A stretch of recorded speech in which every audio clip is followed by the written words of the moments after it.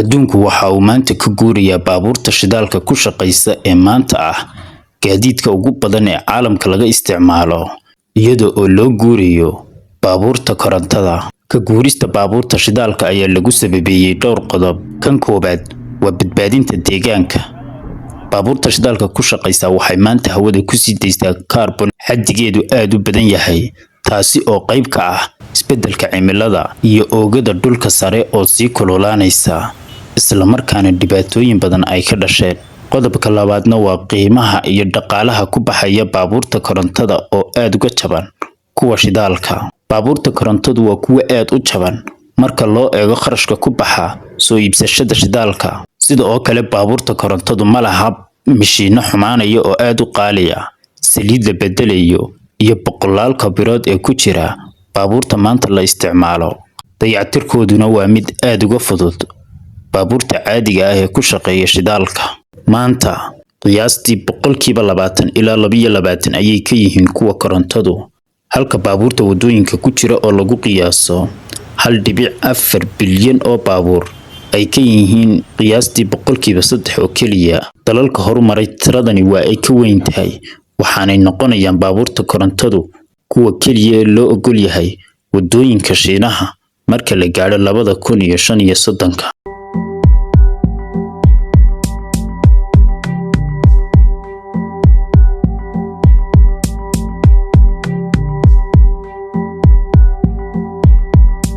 maanta waxaan barnaamijkeena dalxiiska dhaqaalaha kaga baxaynaa Geeska Afrika oo la diyaara macdantooda inay u bixiyaan si bilaash ah, inaga oo tagayna godadka uu Shiinuhu reer galbeedka kula dagaalamo, kuwaasi oo soo saara isla macdanaha ay Afrikaanku yabooha u bixinayaan.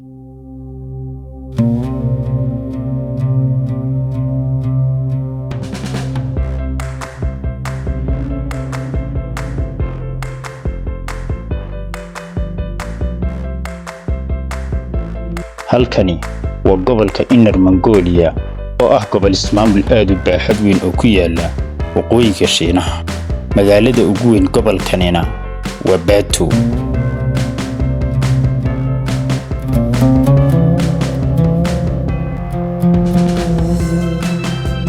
magaaladan sida aanu magaceedu uga dhex muuqan magaalooyinka waaweyn ee Shiinaha ee caanka ah sida Shanghai iyo Beijing uma saaman yara, waxaana lagu tilmaamaa caasimadda macdanta naadirka ah ee adduunka.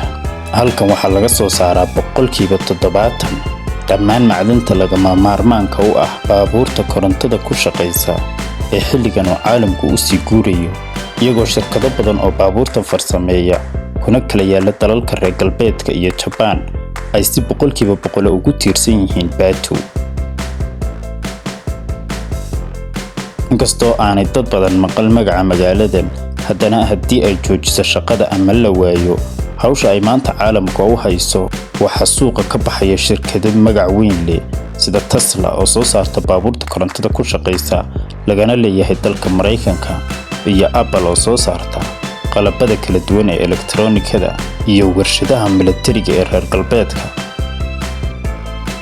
inkastoo ay reer galbeedku og yihiin saameynta ay magaaladani leedahay, haddana uma fududa inay dalalkooda ka dhisaan iyada oo kale. haddii aynu eegno wax soo saarka dhaqaalahana, magaaladani waxay sanadkii soo saartaa dhaqaale gaadhaya 60 bilyan ilaa 65 bilyan oo dollar, taasi oo ka dhigan inay soo saarto dakhli ka badan ama ku dhow dakhliga soo gala suuqa kubadda cagta ee caalamiga ah. waxa kale oo ay ka dhigan tahay inay magaaladani bishii soo saarto dakhli ka badan dakhliga ay soo saaraan sanadkii dalal badan oo Afrikaan ah. halkan waxaa ku yaala warshadaha ugu xoogga iyo awoodda badan ee sifeeya macdanaha naadirka ah. magaca macdanta naadirka ah ma aha mid tilmaamaya inay macdanahani dhulka ku yar yihiin, balse waa inaan si fudud hal meel looga wada heli karin xaddi aad u badan oo geli kara ganacsi. macdanahani waa 17 nooc oo isugu jira qiimayaal kala duwan, laguna qabto hawlo kala duwan, waxaana ugu caansan Noridium, taasi oo laga sameeyo magnetka ugu awoodda badan adduunka, la'aanteedna aan la samayn karin baabuurta korontada ku shaqeysa, marawaxadda laga dhaliyo korontada, iyo mikrofoonada ku jira telefoonada aynu haysano.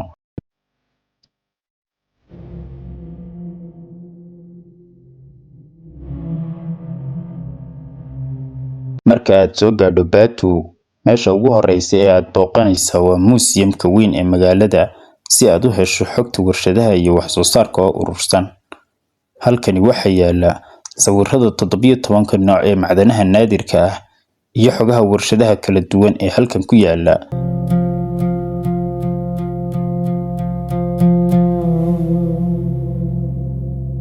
Haddii qof dalxiise ama wariye caalami ah uu tago Batu, meesha kaliya ee loo ogol yahay inuu booqan karaa waa madxafka magaalada. Laakiin beerta mashiinada culus iyo godadka macdanta laga qodo oo magaalada u jira 120 kiiloomitir looma ogola cid aan ahayn shaqaalaha rasmiga ah ee ka shaqeeya. Dowladda Shiinuhu waxay aad u ilaalisaa goobahan, iyadoo ka baqanaysa in la ogaado habka farsamada ama xaddiga kaydka ee ka hadhay macdanaha naadirka ah, waxaana ku xeersan gidaarro dhaadheer iyo kamarooyin tiro-beel ah oo lagu sugayo ammaanka.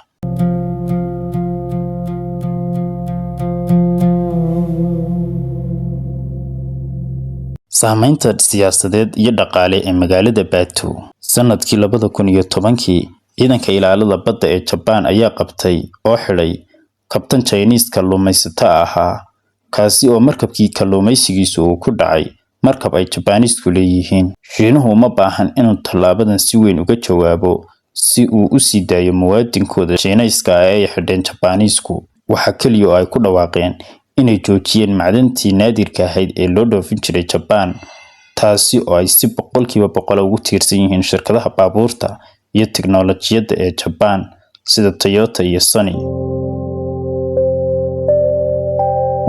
Japan warshadaheedii waxa ay qarka u saarmeen inay istaagaan ama ay burburaan, taasi oo ku khasabtay Japan inay sii dayso kabtankii dhowr maalmood gudahood.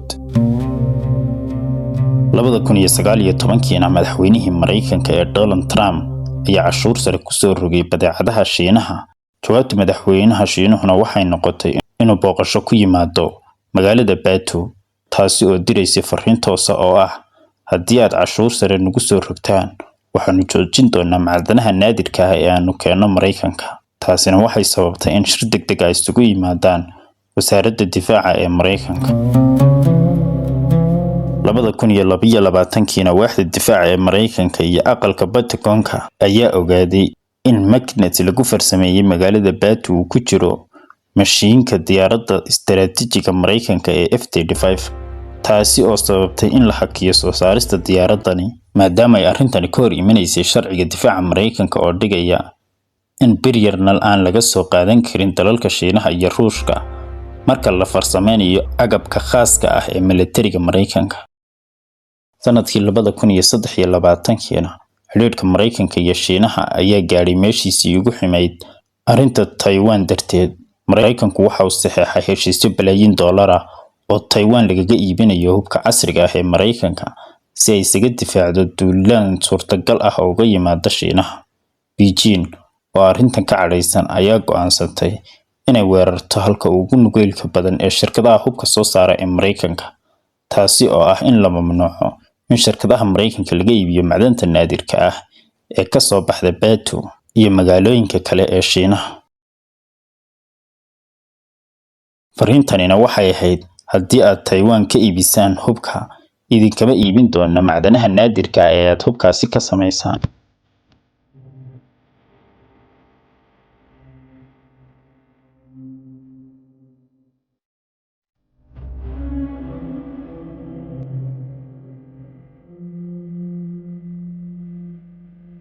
Maxay Mareykanka iyo wadamada kale ee reer galbeedku u samaysan waayeen magaalo u dhiganta Batu?